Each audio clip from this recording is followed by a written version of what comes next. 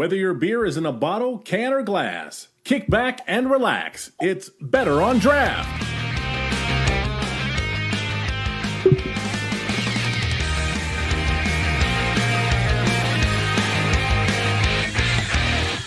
Welcome, everybody. Episode 287 Better on Draft podcast. My name is Ken. Thank you so much for joining us. I appreciate it. If you are listening to the podcast, of course, go check us out on our video. You can go to youtube.com/Better on Draft to watch all of our podcasts, including all the podcasts that we've been doing since COVID hit, as well as some of the podcasts since before COVID. We're going to be uploading and re-uploading some of them.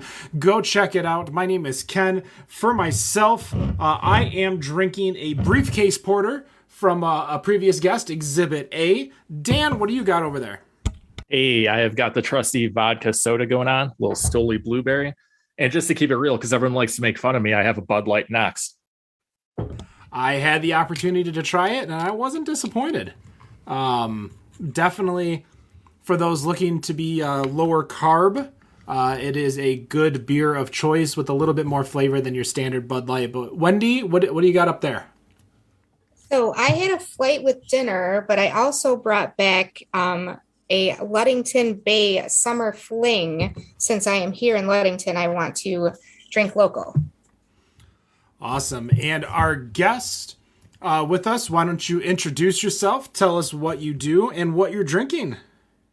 Yeah. Hey, excited to be here. Thank you so much for having me. My name is Kindsey Bernhard. I am one of Ken's co-writers, but colleagues might be the better word on porchdrinking.com. I am also the host and the founder of the Boys Are From Marzen podcast, where I speak to women and non-binary people who work in the beer industry about their careers, their lives, and just what they're involved in beer. Tonight I am drinking, it's called the Oregon Pale.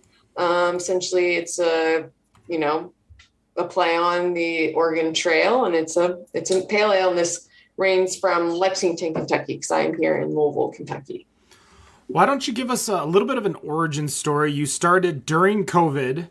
As I was listening to some of your previous episodes back in June of 2020, what was the origin story to start the podcast? Yeah, so like many people in the beer industry, I was laid off. I worked for our state's guild at the time, and my salary came essentially from, the fees and dues of the breweries for the state's guild. And our guild, thankfully, cut those back for the breweries at the time, just because obviously they were shut down and couldn't pay those. So yeah, I got laid off. I spent a few months, watching everything on Netflix, watching the Marvel Cinematic Universe and series, rewatching all the Star Wars. And once I got through all that, I was incredibly bored, like many of us were. And I'm the type of person who listens to podcasts about 70 to even 80% of her day. Music every now and then if I'm in the car, just the quick radio on the drive home. So I'm like, I should start a podcast. Everyone has a podcast, right? And so when I was wanting to start this podcast, I'm like, okay, I obviously know I want it to be beer related because that's the industry I work in. But there's a lot of beer podcasts out there, right? Where I'm on one right now. How do I make it different from all the other ones that are out there? Because it's not a terrible thing that there's all these beer podcasts, but like, what can I do differently from all the other ones just so we can keep having all these amazing podcasts, but they're all not the same thing? I was like, I'm a female in beer. Why don't I have a podcast about other women in beer? It's like, okay, how do I take that a step further? Well, I only have female guests or non-binary guests. And so, I started out as this kind of didn't know really what I'm doing. And I'm sure you all can relate. I joke, I tell people don't listen to the first 10 episodes. You can skip them. They're terrible.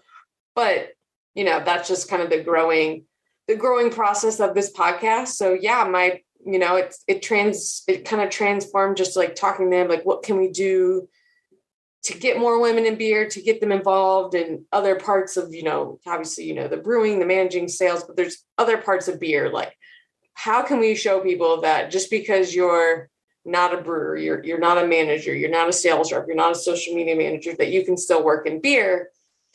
is, well, I talk to people who work in beer in all shapes and forms. I have journalists, I have influencers, I have brand ambassadors, I have, managers, I have marketers, everyone, so that if someone's listening, they're like, okay, well, I don't ever want to be a brewer, but I'm really good at, science. And so they can work in like a lab or something, they can, study the beer and make sure the quality is okay. And so it's kind of transformed into something is like, okay, talking to women in beer. Yes, that's great. But also to like showing people that they can work in beer more than just being a brewer. There's so many different fields of working in the quote unquote beer industry. And so that's kind of what I've started, or what I started into where I'm now. And if I'm being honest, I'm pretty damn proud of what I've created and the guests I've had on and the interviews and the stories I've been able to tell.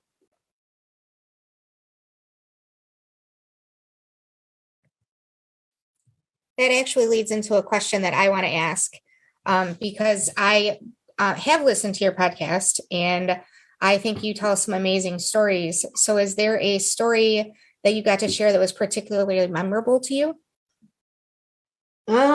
Gosh, there's been so many, and I apologize. I talk with my hands a lot, so you're going to be seeing me. Not one particular. I think, I can remember some of the really fascinating stories of how people, are now working in the beer industry. One of the one that I always tell people is I've interviewed, she's an editor for Brewbound, which is, a beer publication that covers a lot of like very newsy parts of the beer industry. When the CEO steps down, when somebody merges, when somebody buys somebody else. And she had previously worked on a QAnon documentary for HBO. And I just remember being like, so how did you get from that to covering the beer industry? And it was just a really fascinating story of like, how do you go from, working on it? She was like an editor or on the documentary for working for HBO to covering the beer industry. And it's just like, you can work in beer and have such diverse backgrounds. It's like, what are you good at? She was really, she'd been on the radio. She was good at editing, she was a journalism major. So she got to work for Brewbound.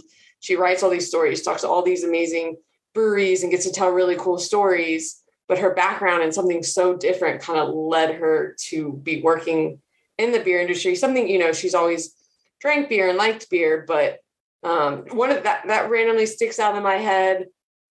There's so many more. I'll think throughout the podcast, and if I think of something, I'll chime in again. But that Zoe Licata's always sticks out in my head, just of the contrast of where she has worked before. And I think she worked for HBO on that documentary to writing for Brewbound. Like she went from that job to this job. And it was fascinating to me to talk to her about that. That is always interesting. So every now and then we get a guest on the show that I kind of fangirl over. Do you have anybody that you were like, oh my God, I can't believe I'm talking to you? So many. Julia Herz from the Brewers Association. She now works for the home brewing part of that. She kind of started her own thing, Herz Muses in the Gray for Good. I fangirled with her. And she's the nicest human being. And I told her that. I was like, I'm so nervous to talk to you. She's like, don't, I'm just another person. She did it from her car in the middle of like nowhere. Definitely her. The last person in my last podcast was Sarah Perez. She is a brewer at Maui Brewing Company. And I'm just incredibly jealous of the fact that she gets to brew beer and live in Hawaii. She's been someone I've followed on Instagram for a while. And we were both at the Pink Boots conference in Charlotte, and I emailed her after to ask her on my podcast. And she's like, why didn't you come up and talk to me? And I was like, well, I was nervous and scared, and you're amazing. And she was like, stop. And I was like, but I'm still kind of on the younger end of things in this beer industry, and all these older inspiring women just, I not like I'd go up and say the wrong thing, but I definitely would fangirl. I just went through the same thing at the Beers Without Beards Festival. There were a couple of people that I talked to that I had no idea who they were, until little hints were dropped in the conversation. Then I was like, oh, Right. So I totally get that. So how do you go about choosing who your guests are going to be? Is it just people that you meet, or? It's honestly a little bit of everything. In the very beginning, my podcast was very Kentucky beer heavy, just because I already had those connections. I knew those people coming on. And then it kind of, I essentially created this list when I first decided to start this podcast. Okay, these are the 10 guests I want to have on, which is crazy now to think about that. Like, these were the 10. I'm like, now I have like a list. I still have like a list of 100 people I still want to have on. So it was obviously personal connections with them. A lot of recommendations. I get people reach out to me, hey, you should have this person on, whether that's like, marketing companies or PR companies, they want you to have somebody on because they just won an award. Which is actually really helpful because I try to make some of my podcasts like timely. Like if somebody won an award for something or something's coming up, I'll like, hey, you want to come on my podcast to either talk about it coming up or like something that's past happened. Like I said, a lot of recommendations, just being on quote unquote, like beer Twitter and knowing other people, I'll reach out and be like, hey, I've actually followed you for a couple of years now. Would you want to come on my podcast? Same thing with Instagram. Social media is such an incredible tool for it, for finding guests and just becoming aware of people. This community that we have of females and non-binary people in beers, we're always out there to share each other's content and creations. So just being like, oh, this guest shared this post of another woman in beer. I don't know about her. So let me look her up, read about her, follow her, and then learn all about her. And I'm like, oh my gosh, she would be an amazing guest on my podcast. And then reaching out to her that way. So it's a little bit of a mix of everything, me finding them on my own, me knowing them, and then, people recommending me. I'll even shoot a message out on our Porch Drinking, messaging board. And I'll be like, hey, anyone have some guests? Like, I'm trying to not just continue to do one section of the, geographically, I kind of like to spread it all out, but I don't really know a lot of people, in, Nevada beer scene or the Montana beer scene. So I was like, I need people to tell me. I just don't want to do all these like Asheville, Denver, Michigan, these populated big beer scenes. I want you to find me someone really cool that I've never heard of and that I can learn about them. So that's kind of my process. There's no real reason or rhyme or reason to it. It's random. And I think that's what keeps it fun for me in a weird way. Real quick plug. We actually have Julia Herz coming on the show on June 10th. So make sure you guys check in. Yes. Yes. I will fangirl again with her, even though I've met her twice now in person. One of the ones that one of your shows that I was listening to was with Tara Nurin, who wrote A Woman's Places in the Brew House. I'm actually reading that book right now. So I went back and listened to that podcast today while I was working. So that was fun. Yeah. Tara, I got to meet Tara again at the really cool thing was I've done all these podcasts and, obviously a lot of them are all across the country. And then, I've had some international guests. And so I haven't met many of them. So when I got to go to the Pink Boots conference in Charlotte, I got to meet so many of my podcast guests. And I was like, I feel like I know you so well, but hi, it's nice to meet you in person. And putting a face to a video, screen. And Tara was one of the ones I got to meet in person. That's fun. She's actually somebody that I would like to have on our show. She's fun. She's a character in a good way. I really enjoyed your show. Dan, did you have something? Yeah. So something that actually caught my curiosity here, because, there's been a lot of issues, with sexism, in the industry. Have you gotten any kind of pushback from anyone running a kind of show about women for women, just women interviews? Have you gotten any kind of pushback or any kind of negativity from anyone out there? No. And I think if I did, I wouldn't take it very well. But no, I haven't, thankfully, or I haven't had to deal with it, which I know is rare. And I think that I'm thankful that no one has. And I don't think I would, if I did, that would be a really low point in the beer industry, and what we've been really working forward. We're working hard to change. So it's a great question, but no, I haven't, but I know there's a couple other podcasts that are just women, or women focused, and I believe they have. So thankfully, yeah, I haven't. I know we've gotten some pushback from a couple of shows that were done, at least bad reviews that happened about a year ago, I think, maybe a little less. Ken could correct me if I'm wrong on the dates on that. But yeah, we definitely got some pushback from, like, of course, anonymous, not people wanting to ever say anything. So yeah, we hosted, which we'll be hosting again this year. But we had a drinking while black panel that promoted black people within the industry, who are in the industry, who are fans of the industry, who want to promote the industry, which is why we brought on someone like Aaron Jose, was that late last year, middle of last year, as well as we did have Wendy and our Detroit president of the Pink Boots Society, Danny, hosted Drinking While Female, which was a panel bringing in a woman who owns a distribution company here in Michigan, as well as brewers, marketing, DEI. We definitely had a lot of negative blowback from doing it. And I'm guessing it's because a little bit more so our mission, you see something happen 99 times, and the 100th time it's something special, quote unquote, and people get upset at it. But yeah, it's not necessarily, we'll keep doing it. I mean, again, we're doing it this year. But I want to stay a little bit on the topic, because in the midst of your show, about a year into it, we had the Brianne Allen whistleblowing. For those of you who don't know, if you follow her on Instagram, Rat Magnet, she was basically the vessel for thousands of sexism in the brewing industry stories. Both anonymous and non-anonymous people went to her to tell their story, which she did graciously. I should have worn my Brianne Allen shirt. With that, though, has your show changed over the last, it's almost been a year since she started making those posts. Has your show changed at all in the way you address the topic of women in the industry? Definitely. I mean, immediately after that all happened, I was asking my guests, first I wanted to hear their thoughts, because I think hearing people's emotions and thoughts on these issues can be really, raw for some people listening, especially I have a lot of men who listen to my podcast.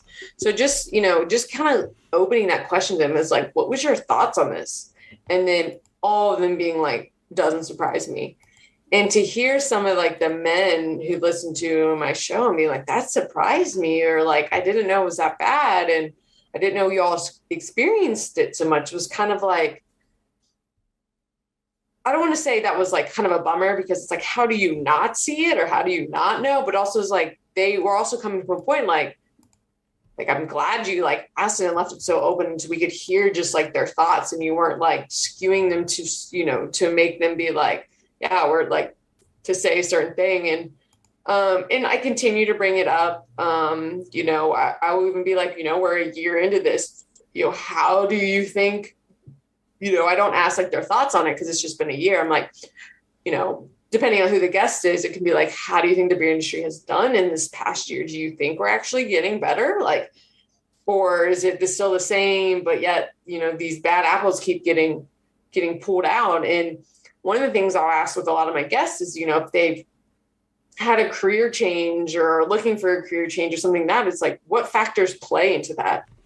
And I ask that hoping that they will say, well, the last company I worked for, like, change about the workplace wasn't important to them. So, I'm leaving that company because they didn't value it. So I'm looking for another company that does value it. And then I talk about the conversation of like, because you're getting interviewed doesn't mean you can also interview that job. You can ask them questions. And, I just went through a recent interview process, and I asked them that question. I was like, it's been almost a year since that stuff's come out. What have you all done as a company, as a brewing company, to work to fix it within your company? And so we have those conversations on the podcast. I wish I could say I had those conversations before, or I even thought to bring them up. but, you know, in a weird, I don't want to say I'm thankful for it, what happened, because obviously I don't wish anything that happened on any of those women, but it has really changed this industry that I think I am more, you know, I will be more brave to call it out to, you know, if I see things in the tap room, I see things online, you know, I'm more brave in the sense that, you know, to ask my workplace or my future workplace, like, what do you do? And then calling them out if they don't do it. So yes, it has definitely changed because, you know, it brought so many new questions that I have. And then I want to hear my guest answer as well. So you've noticed it's changed, at least for the good in your area. The three of us are not in the industry at all. We're not in, you know, the alcohol industry. We're not even in, you know, the bar industry anymore. The closest is probably me for doing, you know, music in bars. Like I help people make sure they don't get sued by ASCAP and BMI, which is always a pain. But do you...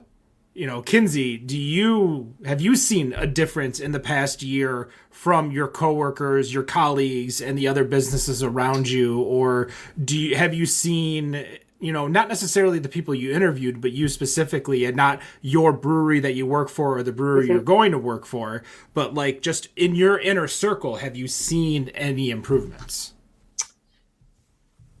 That's a tough question to answer because my situation is a little bit different. The company the brewery I currently work at, I'm essentially the only upper management employee there. But yes, you know, the conversation about, you know, sexual harassment, I've never seen it so openly talked about. You know, our sales rep will come to the tap room and she'll be like, we're trying to figure out as a sales company how to deal with inappropriate, you know, accounts that we go into who make sexist comments. And I'm like, a year ago, I would never heard this, you know, a year ago, this would never have been a conversation. You know, I had to call out a very inappropriate comment by a brewery on Facebook. And a year ago, I never would have done that. And a year ago, I wouldn't have gotten the support of a bunch of people to do that. And or I wouldn't have felt confident enough to do it. And, you know, I think I can speak for many women that we're a lot more brave to call these things out. So in the sense, yes, it has changed. The Brave Noise collaboration is a huge part of that.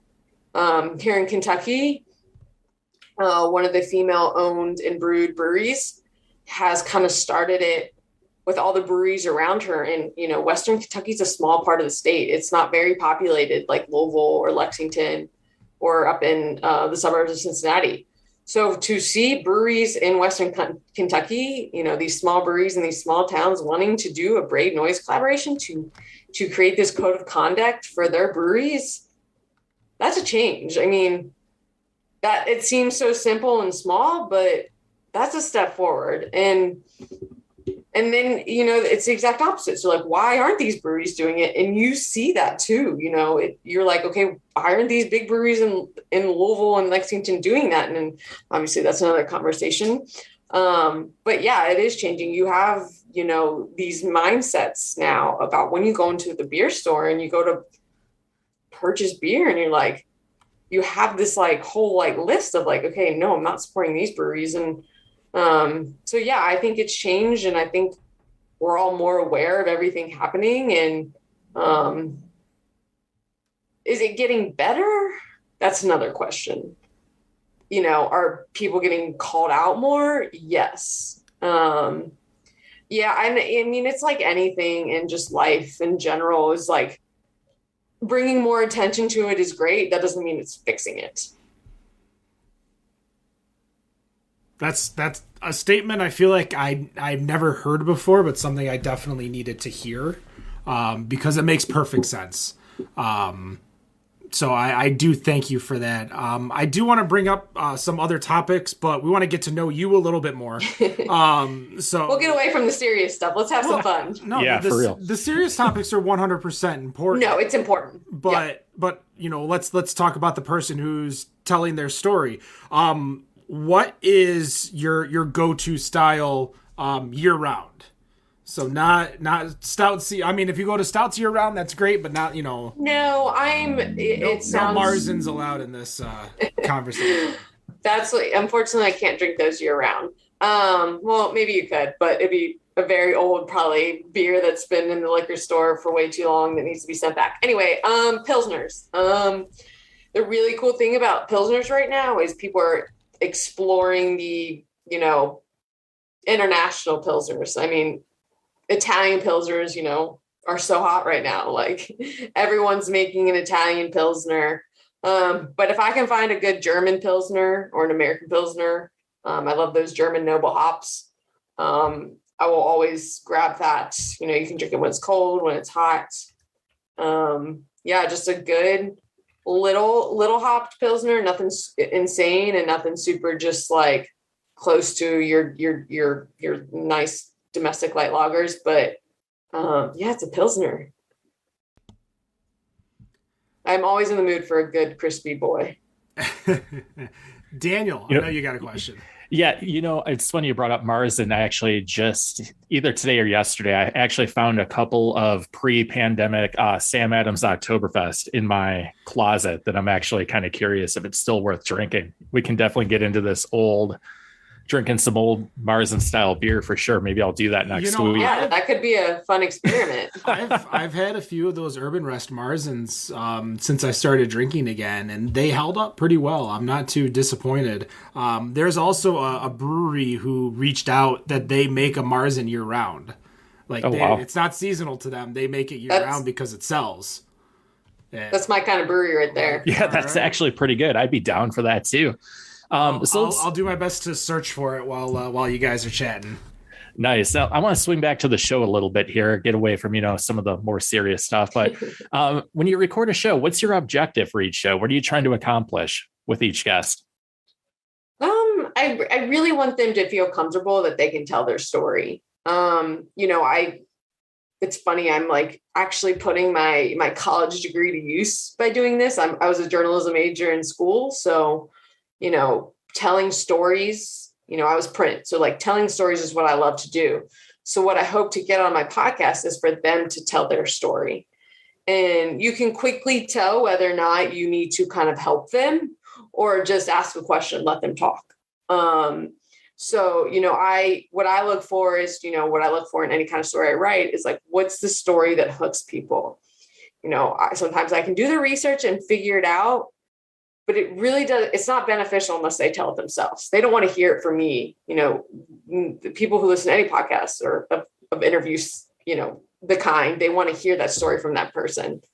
And I really want, what I also want is like, I want people to like listen to something and remember something about the podcast. I don't want them to just listen to a podcast and forget it. Like, what's something I can get out of my guests that they'll remember in like 2 weeks, 3 weeks or whatever. And I do a lot of research before. I don't want to say a lot because that sounds like a lot more than I actually do, but I do my research before I get in and do the interview. A lot of my guests ask me, they're like, oh my gosh, I can't believe you knew that. And I'm like, I want to come in fully ready to talk to you and, get a really interesting story out of you. And the only way to do that is to basically know your whole, I don't want to say life story, but your career. Like, how did you get started into beer? Like, I know how the person got started into beer and where they are now.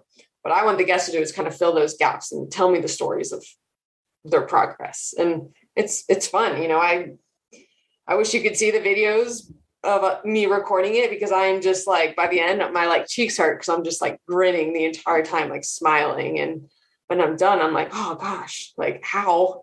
Like, so that's one of the biggest things that I try to get out of every episode.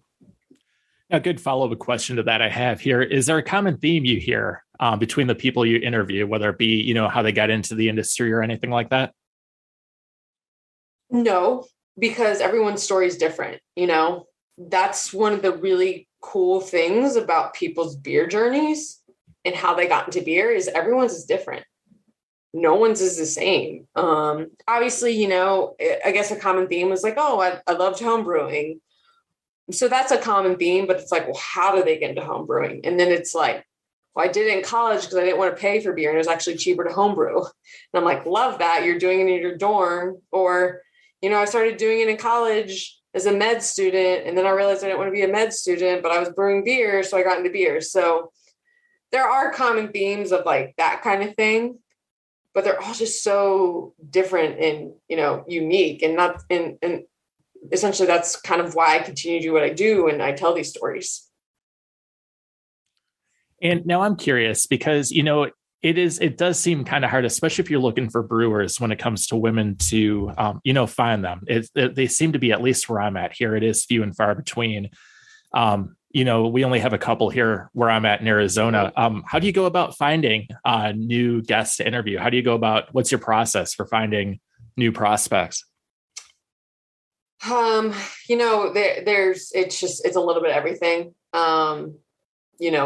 Word of mouth is huge. Going to I mentioned I went to the Pink Booze conference. I had a list on my phone of all these women I met when I was there. And I was like, I want to bring them on. I interview someone, they'll email me a couple of weeks later and they'll be like, hey, I really enjoyed your podcast. You should have this person on. The Porch Drinking, network is amazing too. And,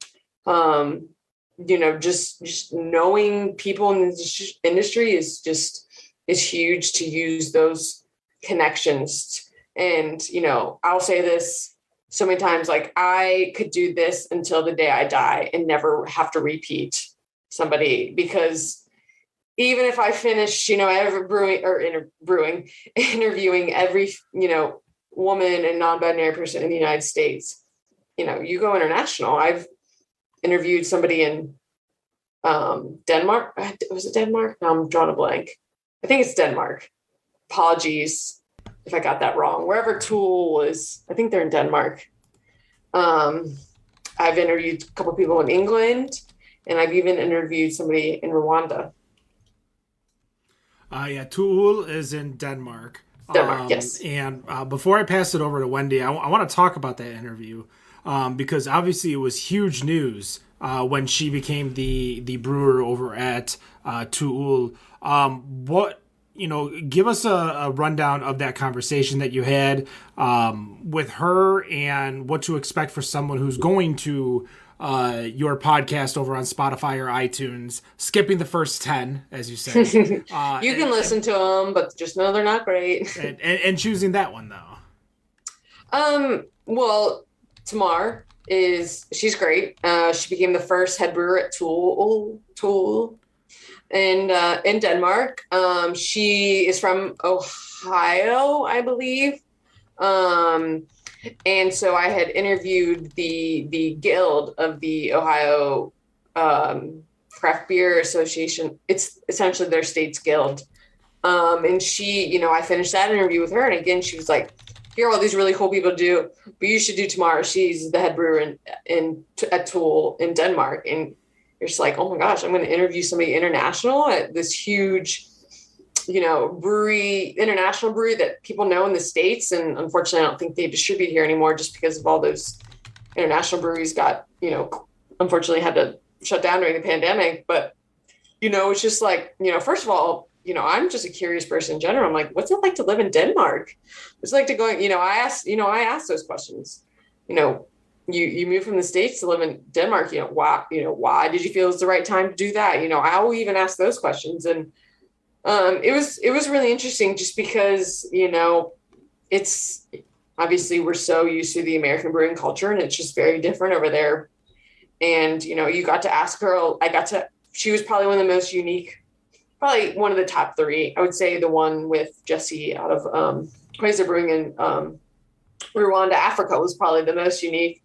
But you just get to ask her so many different questions that you would normally ask someone here in the United States, and you get to kind of just drill them, not want to say drill them, but like dig deeper into what they're doing over in just a whole other country and how that, relates to, just the American, brewing industry. And one thing I like to do is, we're all beer people. We know beer terms. So it's like, they'll be talking. They're like, yeah, we've got like, horizontal fermenters, blah, blah, blah. We're doing this and this. And I always have to be like, hey, time out.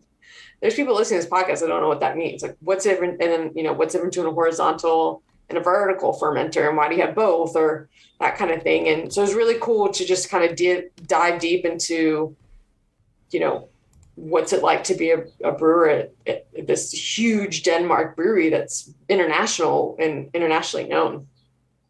And I wish I could remember specifics of the interview. It's been over a year since I've interviewed her. I probably should start going back and listening to my own podcast. I don't like listening to my own voice, so I probably won't. Nobody does. Wendy, what's up? So, trying to think of how to put it.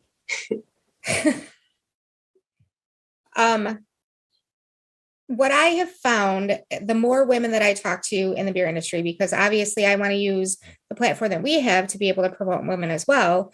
The more women that I have, the more interesting I find the stories, because you have people who have been around in the industry for years, like they've been there since the beginning, and they're like, we've always been here. And then you have like newer people that are coming in that are like, now these things are starting to happen. Like people are, because we're starting to talk about some of the challenges that women are facing. Do you find that those stories vary a lot through your guests as well? You know, it's kind of dependent on, you know, every podcast I have is different. You know, the questions I ask are different. The stories that come out are different. What I kind of latch onto is different. You know, and the younger ones and, you know, closer to, you know, my age and people are more likely to talk about it because, again, they're braver and they're like, we don't want to put up with anything. You know, we want to thank, I don't want to say the older generation, or I guess the better word is, you know, the people who kind of gave us that path to be in this industry, you know. But, and I think, you know, I've talked to some of the people who've been in the industry for a while, and they're like, we wish we could have done what you all are doing now. Because I think since there's so many more of us now, it's a little bit easier to like stand on this united front when there was, you know, so many, I was, you know, let's just say 15 years ago, you know, it's, you know, having more numbers is a lot easier to like, you know, be braver and talk about these issues when there's only, you know, so how many years ago. And it's the same thing for every industry. You know, I'm a journalism major and I always wanted to do sports, and it's the same thing for, you know, sports reporters. Like the OGs who started in this industry 20 years ago have such different experiences than the ones who are just breaking into it now. And you see the ones now, you know, being like, hey, this happened to me last night at this game. It's the same thing for beer. Whereas like 20 years ago, those women didn't say a thing because they'd be fired and they'd be kicked out of the locker room. They'd never be allowed to cover a game again. So, you know, I think it's the older generation is thankful for what we're doing. And I think they're also like, we don't want you to go through what we did either.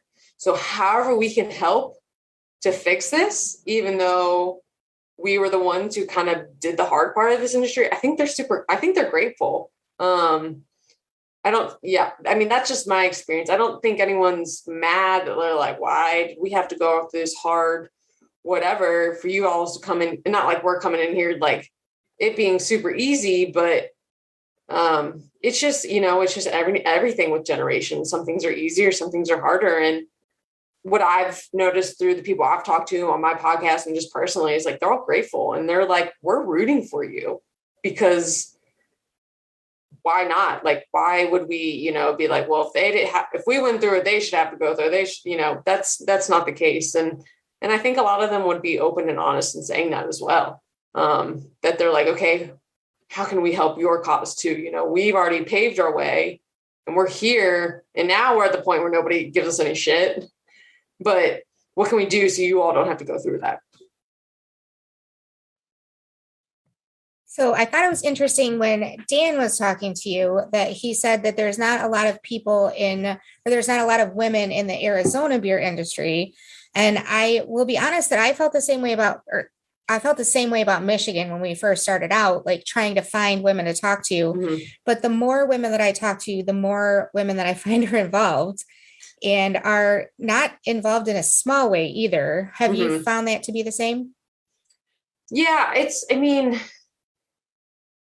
exposure's like, what's what I'm looking for? Like, going to a brewery and like seeing, if it's like a mid-sized brewery and they have like 50 to 100 employees, 60% of them to like 70 are still going to be men. And that's what you're going to see the most. So it's, it's being like, okay, asking like, do you have any women who work here? And it's really like, it's like, how do you go about being like, who's a female in the brewing industry in Phoenix? Like, there's no, like, it's like weird to like try to find that out.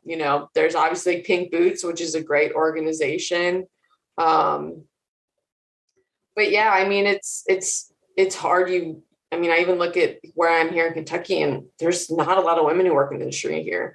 And I think it's also like, geographical, like where are you looking? Are you looking in Denver? Well, yes, there's gonna be a lot of women who work there because it's the craft beer capital of the west side of west of the, Mississippi, and then like in Asheville, North Carolina, and even like New York. Like, I think it's very geographical, and population wise, like in those bigger, like craft beer populations and in cities, you're going to find a lot of women who work in there. When you're like in Michigan, you have kind of these smaller towns that have these little pops of breweries. It's less likely that there's going to be women who work there. And so that's another challenge, is like, how do we get women involved in these smaller breweries? And, that's a question for a whole nother day. So I'm also curious, what is one of the goals that you have for your show? Like for the future, where do you see it going? I just, I've got asked this question and I wish I had a better answer other than just interviewing and letting as many women tell their story.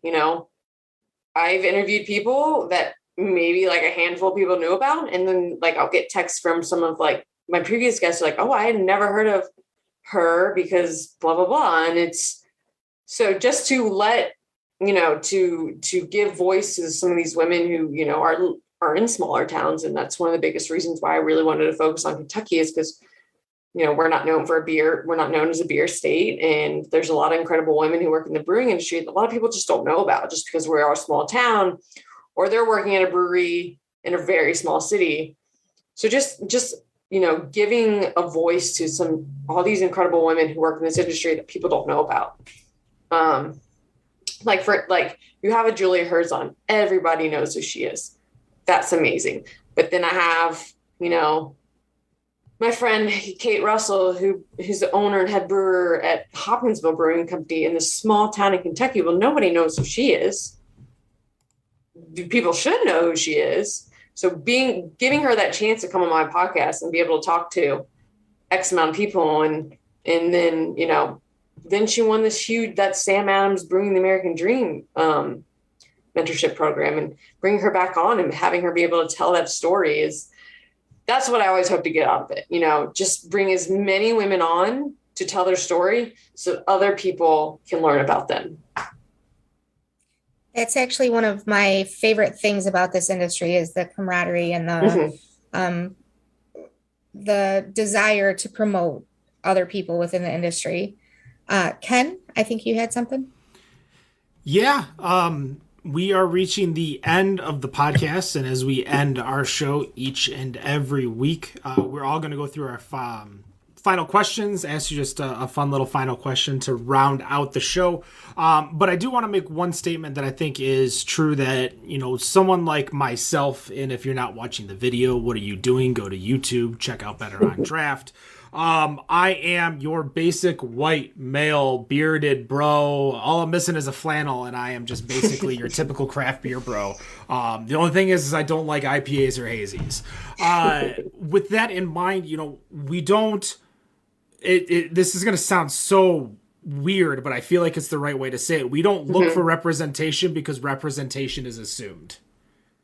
And that just sounds right in my head, because we don't think, I want to nothing comes into my head. Oh, I want to go see a brewery made by a white man. Like, it just doesn't come into your head. But as we have discussed with folks like the local Brews Brothers, which is a huge chapter of black craft beer fans, we've associated with the Detroit Draft Divas, which is a local craft beer fan base. So not necessarily, because I think, the old Pink Boots, you had to be part of a brewery to be part of it, which I'm going to ask Wendy. Wendy, is that the reason why the Divas kind of existed? Because you guys were more craft beer fans, as well as industry people too, but...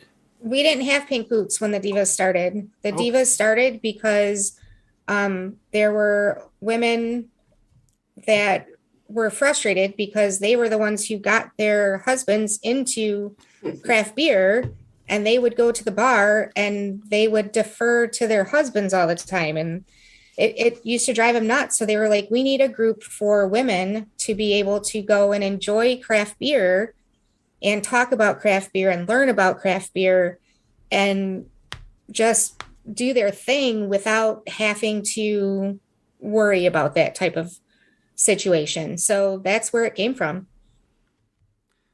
There we go. So we've always been proponents of, pushing forward the voices that are a little bit quieter within the industry to make it known. I personally, until I helped Porch Drinking put together a list of a lot of the female-owned or female brewery breweries, I didn't realize the list was as big as it was because it's not something I really asked. Right. And that's maybe, something that I could do a little bit better. But when you look back at our show, and we've been doing this, we have 350 or so episodes of this podcast, and some of the, guests that we've talked about, from Cody over at North Center Brewing, oh my gosh, her last name is Buttle, Unity Vibration, former head brewer. It's going to kill me. Shannon Long, though, who, runs an entire export business of craft beer in Michigan. Megan Turiff, who owns a Michigan distribution company for distributing beer. Like, it's not just breweries, brewers. There's a lot deeper that you can get into to find people that are like you, that are female, that are non-binary, that are... black, like I'm referring to the royal you, the person listening, by the way, nobody specific here in this chat. So no, I appreciate everything that you've been saying. We're going to do our last final questions before we get you out of here. Dan, what's your final question for Kindsey here? All right. Got to put you on the spot. You're in Louisville. You probably know what's coming. Who's your pick for the Derby next weekend? Have they are the horses named? They are. So yeah, I know it's a week early. A lot of people don't pay attention, 8 days out. I'm one of those weirdos that do. So if you don't know, that's okay. Whatever the 13 horses, that's my lucky number. So they haven't drawn yet. So they'll draw on Wednesday. So, all right. So number 13, whatever it is. I'm going whatever. Yeah. This is terrible. I know I'm in Louisville, but it's kind of different when you're in Louisville, because you're like, you hate it when you're in Louisville because you're just like, I don't want to deal with this. Okay, I pulled it up. Let's see. Here we go. I'm going to pick one. Summer is tomorrow. That's my bet. All right. What's because there's 29 horses on here, and they'll get that down to 20. Summer is tomorrow. Top 20. If they're the 13th pick, if that's the 13th pick, I'm totally going to bet. Well, they'll pull it Wednesday. They'll pull positions. I was going to say, I was like, usually it doesn't get really covered into here until they do the spots. I just love the way she reacted, being in Kentucky and hating the fact when the Kentucky Derby rolls around, because that's how I felt when I lived in Detroit and the fireworks came out. Because living in the city, and we used to, for those of you that don't know geography, there is a big river in between Detroit and Windsor, Ontario. And they would do fireworks that would be like a promotion of, Michigan and Canada. And all the people from the suburbs would come into town, and it'd be a shit show the next day. It's even worse than like opening day in Michigan, like the amount of trash that comes downtown. Both people and what they leave. Hey, we have a derby. We have a fireworks show that was this past weekend, the 23rd, that kicks off Derby Week. That's in 2 weeks, that celebrates a 2-minute horse race. So they said it's the biggest fireworks show in America, and I don't believe them, but I hate fireworks. I'll put that on record right now. I think they're very... Well, I won't say anything. I'll just leave it at that. As someone who has epilepsy, I can't even enjoy it. So, yeah. Wendy, what's your final question? Let's see. So you're in Louisville. What brewery do you think people should come and visit when they're in Louisville? Since I'm going to be there shortly. Oh, yeah. Oh, you're going to the Derby. No, well, not that shortly. I get that question a lot, and I don't want to be a cop-out answer, but it's like, what are you in the mood for? I think a lot of breweries here do something very well, each differently. Whether it's like you want to have a really good meal with good beer, you're going to go to Monic. If you want really great lagers and award-winning beers, you're going to go to Gravely. Do you want to go somewhere where it's weird and crazy and they have crazy can and art, you're going to go to Against the Grain. And that's my kind of place. The most well-known. I'm really like, if I could pick one, I wish I could, because it would make this question so much easier. Okay. If I say you can go to one brewery while you're here and okay. Pick one, Kindsey. Come on. I would say the oldest and most, I don't want to say the oldest, but Against the Grain was a brewery that opened here in 2010, and they kind of paved the way for how the beer industry here in Louisville has been. And I would say they have 2 locations. They have the Against the Grain Smokehouse, which has incredible meat, food. They smoke meats. Also their public house. You're going to get incredible food there. The beer is great. It's one of the OG locations. So I'm going to say, if you've never been to Louisville and you're going to go to one brewery, I'd say Against the Grain. Like the name says, they don't do anything normal. They have cans with just the brown note. Look at the can. You'll know what I mean. There's somebody who has soiled their pants on it called the brown note. And it's a brown ale, and it's fantastic. The beer is fantastic. The can is also fantastic, but not in the same way. Yeah, the can art is good. I'm a huge fan of Against the Grain's Brown Note. I'm a huge brown ale fan, for those of you listening to the show. If this is your first time ever, because Kindsey brought you here, I appreciate you listening. But yeah, I love my brown ales.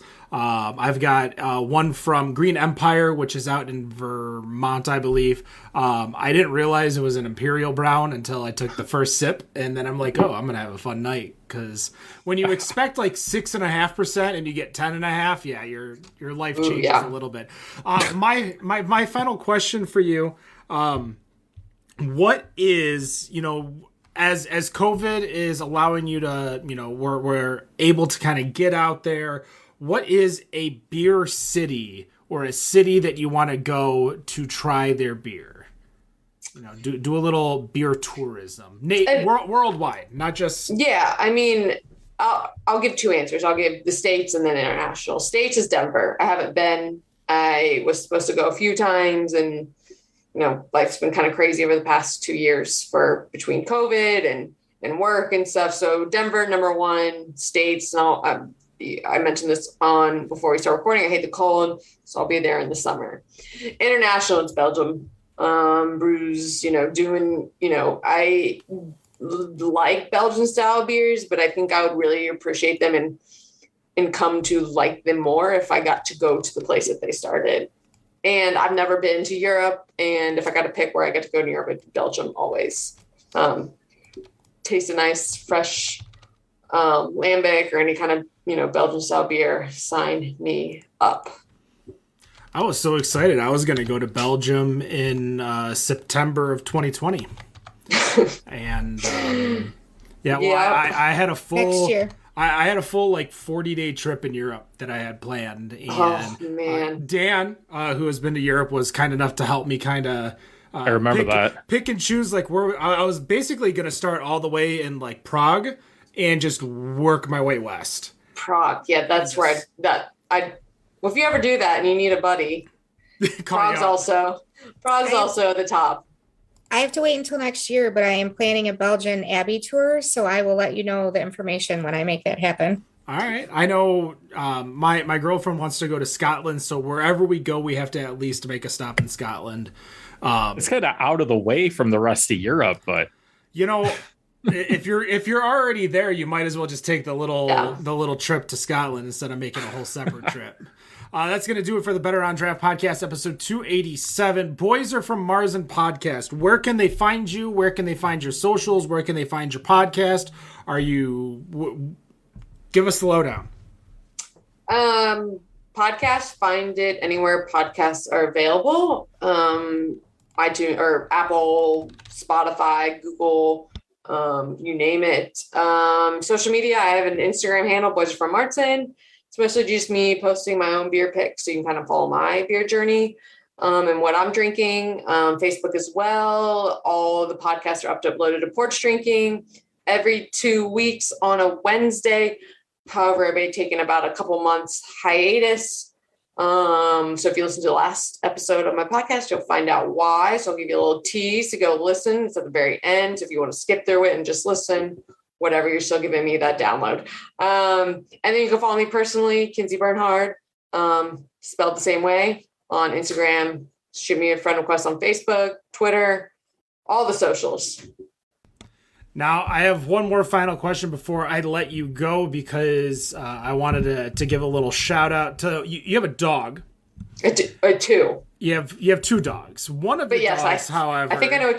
Yes. Has a specific name that represents springtime here in Michigan. Yes. What kind of dog is Oberon?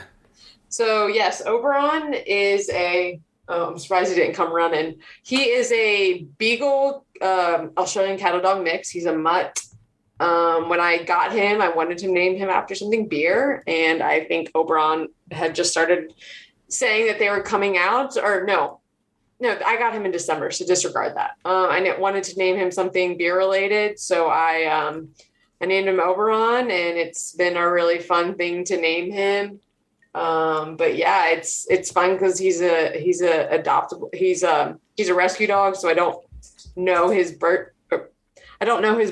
So when we celebrate his birthday, it's Oberon Day, which is usually in March. That's smart. That's going to do it. Better on Draft podcast. If you're listening to the podcast, go check out the YouTube. If you're listening on YouTube, go download the podcast. Find us on all of our social medias, Better on Draft, Instagram, Facebook, Twitter, TikTok even. I've been making some videos. Dan's been making some videos. Wendy's been making some videos. It's the TikTok fam here. And no matter what you think of your beer, we think it's Better on Draft. Have a good night. Peace.